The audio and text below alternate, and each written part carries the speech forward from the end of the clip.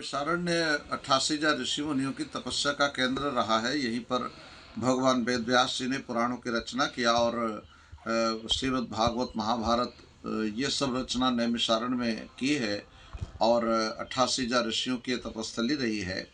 और हम ये जो व्यास गद्दी है इसके हम व्यासपीठाधीश हैं, व्यास परंपरा से ही आते हैं। तो हमारा यहाँ पे यही कहना है कि जितने भी लोग हैं उन सब लोगों को अयोध्या में जाना चाहिए और जा कर के इतने वर्षों के बाद आज ये अवसर आया है 500 साल के बाद, जब आज मंदिर का निर्माण हो रहा है। और ऐसे समय बहुत सारे कार सेवकों ने अपनी कुर्बानियाँ दी हैं, अपना बलिदान दिया है वहाँ पर। और इतने सब त्याग तपस्या के बाद आज वो पवित्र समय आया है जब भगवान श्री राम के घर से बुलावा आया है और ये कहा गया है, अक्षत आए हैं, निमंत्रण आया है और कहा कि सब लोग अयोध्या में आइए। तो पूरे देश में चाहे कोई धर्माचार्य हो, संत हो, महापुरुष हो, सबको आमंत्रण भेजा गया है और वो आमंत्रण अयोध्या की ओर से है। और जो निमंत्रण भेजने वाले हैं वो भगवान श्री राम हैं और उनका प्रतिनिधित्व जो कर रहे हैं वो हमारे माननीय प्रधानमंत्री जी हैं जो उसके राजा हैं। और आज वो पूजा करके भगवान की स्थापना कर रहे हैं और स्थापना करके सबको आमंत्रित करते हैं कि सब लोग आइए। तो सबको पूजा के लिए ही बुलाया गया है, सबको प्रार्थना के लिए बुलाया गया है। तो आप भ्रमित न होकर के, क्योंकि पूजा करना सब लोगों का व्यक्तिगत अधिकार है। कोई भी व्यक्ति है ये पूजा सब लोग कर सकते हैं, वंदना सब कर सकते हैं, दर्शन सब कर सकते हैं।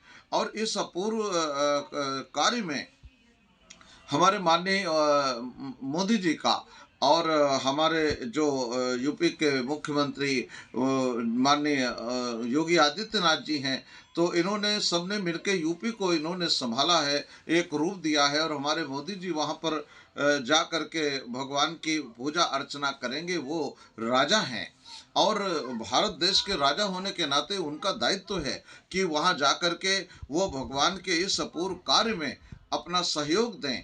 और पूर्व काल में भी इन्होंने किसी न किसी रूप में, जब वो समय था तभी भी उन्होंने अपना योगदान किया होगा।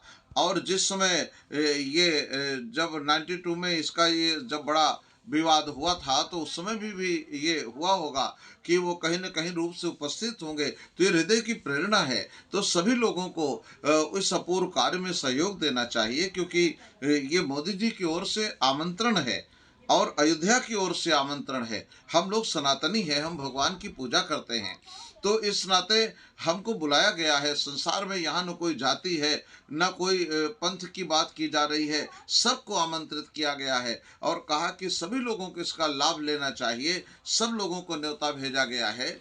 और जो राजा कर रहा है तो राजा इसलिए कर रहा है कि प्रजा जो है वो राजा का अनुकरण करती है। राजा अगर सदाचारी होता है तो प्रजा सदाचारी होती है। राजा अगर सुंदर होता है तो प्रजा सुंदर बन जाती है। राजा धार्मिक है तो प्रजा धर्म को मानने लगती है। तो जैसा जैसा राजा अनुसरण करता है प्रजा वैसा करती है। तो आज मोदी जी ने खुद पूजा करके मंदिर में स्थापना के समय पर उपस्थित होकर के उन्होंने उसको एक रूप दिया है और कहा है कि हम राजा होकर पूजा करते हैं, तो आप प्रजा होकर के भी भगवान की पूजा क्यों नहीं करोगे? तो आपको भी पूजा करनी चाहिए। और वेद भी कहता है कि राजा वही विष्णु, राजा ही विष्णु कहलाता है। जब भगवान राम राजा बने थे तब वो उनको विष्णु का अवतार कहा गया था। और विष्णु का अवतार कहने के पीछे कारण क्या था कि जो भगवान विष्णु थे उनकी 4 भुजाएं थीं और वो भुजाएं जो हैं राजा की भी 4 भुजा कहलाती हैं, क्योंकि राजा विष्णु होता है, वो चतुर्भुजी होता है। तो उसके विषय में कहा गया है कि धर्म, अर्थ, काम और मोक्ष ये राजा की 4 भुजा कहलाती हैं। राजा के विचारों में धर्म होना चाहिए। तो देखो योगी जी के विचारों में और मोदी जी के विचारों में और जो लोग हैं उस सब धर्म का अनुसरण करते हुए उनके विचारों में धर्म है। अगर धर्म नहीं होता तो अधर्म व्याप्त हो रहा था। उस अधर्म का खंडन करके और धर्म की स्थापना, धर्म का पालन कराने के लिए उन्होंने इतना बहुत प्रारंभ से लेकर के बहुत प्रयत्न किया गया, तब जाकर के आज ये घड़ी आई तो जो विचारों में धर्म है, तो वो धर्म उनकी भुजाओं भुजाओं में दिखाई दे रहा है कि धर्म नहीं होता तो मंदिर नहीं बनता। इतना सब प्रयत्न किया गया, सबको एकत्रित किया गया, न्योता भेजा गया, कितना पैसा खर्च हुआ होगा, कितने लोग आ रहे होंगे, तो पूरा देश आज इकट्ठा हो रहा है। तो वो धर्म के कारण कि राजा की भुजा में धर्म है। अगर ये नहीं होता तो आज अयोध्या में किसी को बुलावा नहीं आता। पूर्व काल देखा है आपने कि वहाँ वहाँ पर क्या क्या हुआ था, तो वो सब भूलना नहीं चाहिए।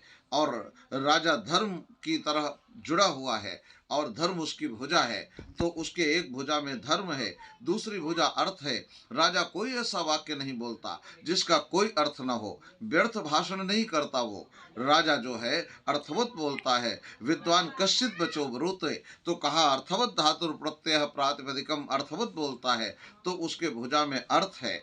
और अर्थ ये है कि हमारे यहाँ सनातन धर्म की स्थापना होनी चाहिए। सनातन धर्मावलंबी ये सब उनके अपूर्व अवसर है, ये उनके लिए ये आमंत्रण किया गया है। तीसरी भुजा काम होती है। राजा को अपने राष्ट्र को, अपने धर्म को, अपनी प्रजा को, अपने देश को सुंदर बनाने की कामना होनी चाहिए। वो हमारे मोदी जी के अंदर मौजूद है। वो हर क्षण इस राष्ट्र के विकास के लिए, शिक्षा के लिए ये प्रयत्न करते रहते हैं। कि हम इतिहास में सुनते थे कि भगवान राम पैदा हुए, भगवान राम की भूमि अयोध्या है। उस काल में, त्रेता के काल में, 9,50,565 साल पहले वहाँ पर सबसे बड़ा पूरे विश्व का वहाँ पर ये एयरपोर्ट था। उस समय वहाँ पर यातायात की राजा राम के काल में बढ़िया व्यवस्था थी। सब लोगों के लिए सुंदर वहाँ गीत गाए जाते थे, वहाँ पर सब जय जयकार होती थी। एक ऐसा काल था, वो काल आज देखने को मिल रहा है।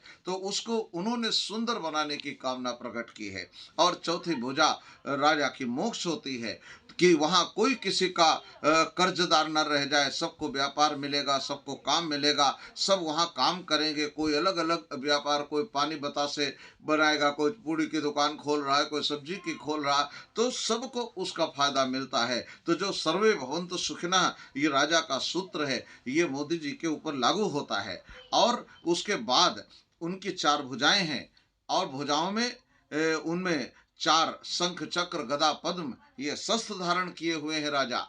तो वो शंख क्या है? शंख वेद वाणी का प्रतीक है। वेद पाठ करने वाले आचार्य होने चाहिए, वेद ध्वनि होनी चाहिए, वहां पर देवताओं का, मंदिरों का, यज्ञों का स्थापन होना चाहिए। और इसलिए कि जो संस्कृति है हमारे यहाँ की, वो ये संस्कृति हमारी सनातनी है, प्राचीन काल की है। विश्व का सनातन तीर्थ है अयोध्या।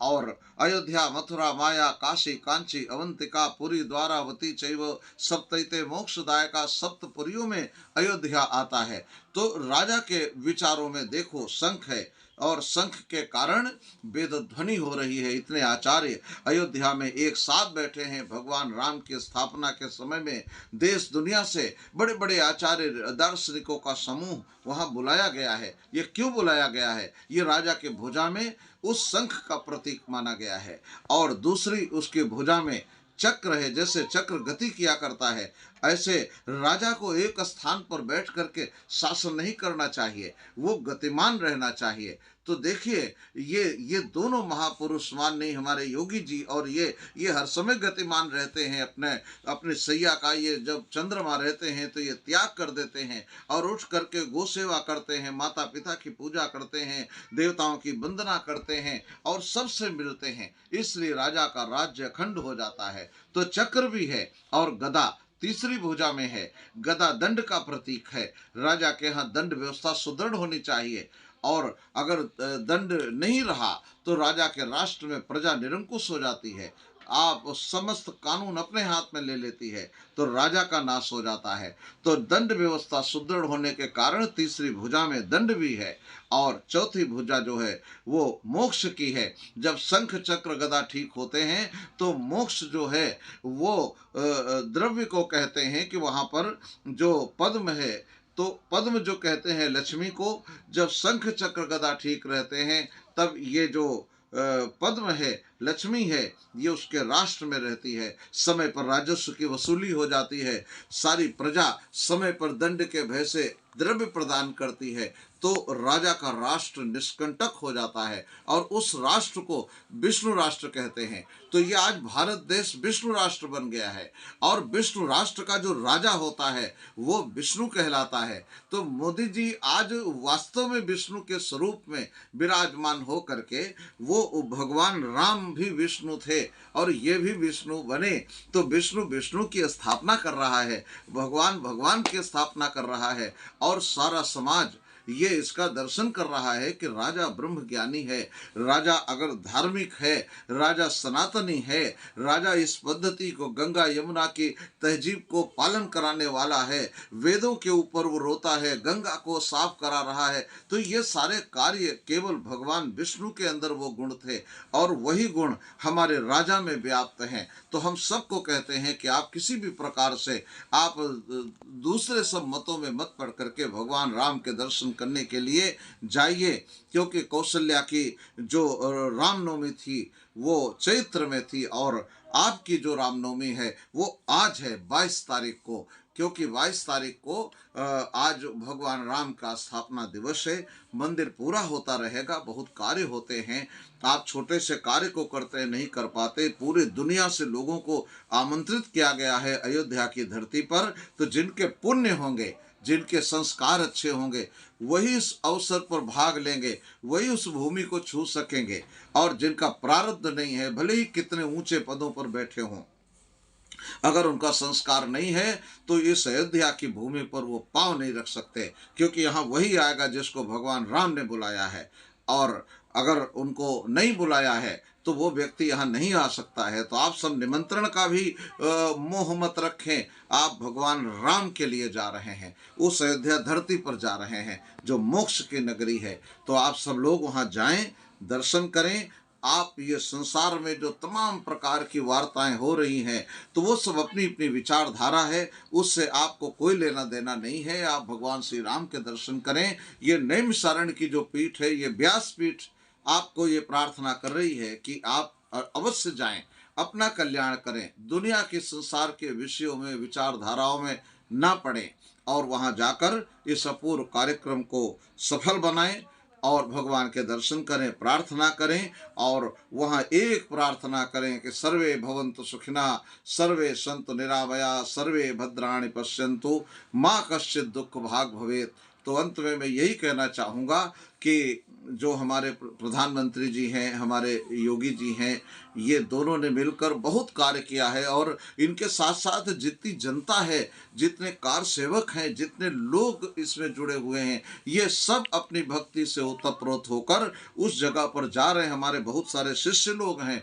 जो कहते हैं न्योता नहीं मिला हम फिर भी जाएंगे। तो आप किसी भी विचारधारा से उसको समर्थन ना करके भगवान राम लला के दर्शन करें। यही नैमिषारण्य का आग्रह है, यही व्यासपीठ चाहती है कि आप सब रामलला के दर्शन करें। और संसार की जो राजनीति है ये सब चलती रहती है, संसार सब कार्य करता रहता है, लेकिन मोदी जी ने और योगी जी ने जो इतनी मेहनत किया है रात रात भर जाग करके भ्रमण करके कि हम अयोध्या में भगवान को स्थापित करेंगे, रामलला हम आएंगे, मंदिर वहीं बनाएंगे।